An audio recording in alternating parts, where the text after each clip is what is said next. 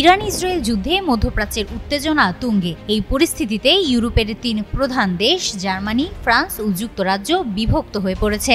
Germany ইসরায়েলের নিরাপত্তাকে সর্বোচ্চ অগ্রাধিকার দিচ্ছে, বিপরীতে ফ্রান্স ও যুক্তরাজ্য তুলনামূলকভাবে সমঝোতার পথে হাঁটছে। এই মতপার্থক্য শুধু কূটনৈতিক জটিলতা বাড়াচ্ছে না, বরং শান্তি প্রচেষ্টাকেও ব্যাহত করছে। মধ্যপ্রাচ্যে যুদ্ধ থামাতে ইত্রি দেশগুলো চেষ্টা করছে। জেনেভায় ইরানের পররাষ্ট্রমন্ত্রীর সঙ্গে তাদের বৈঠকও হয়েছে, কিন্তু বাস্তব ফল আসেনি।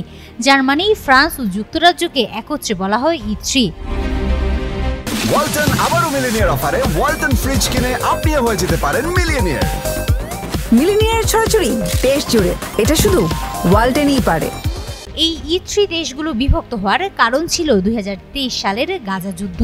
সেই যুদ্ধ শুরুর পর থেকে জার্মানি, যুক্তরাজ্য ও ফ্রান্স এই ৩টি দেশের মধ্যে ইসরায়েল নিয়ে দৃষ্টিভঙ্গিতে বড় ধরনের পার্থক্য দেখা গেছে। জার্মানি সবসময় ইসরায়েলের ঘনিষ্ঠ মিত্র, তাদের বিরুদ্ধে কোনো সমালোচনায় যায়নি, যুদ্ধেও ইসরায়েলকে সহায়তা করছে। অন্যদিকে যুক্তরাজ্য কিছুটা কঠোর মনোভাব নিয়েছে। ফ্রান্স যুদ্ধবিরতির আহ্বান জানিয়েছে অনেক আগেই।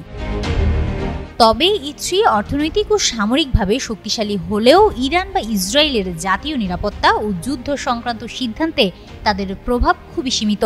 তারা পারমাণবিক শক্তিধর ও সামরিক সক্ষম হলেও তেহরান বা তেলাবিব বাইরের চাপ মানে না। হিমাতুল জান্নাত, যুগান্তর নিউজ।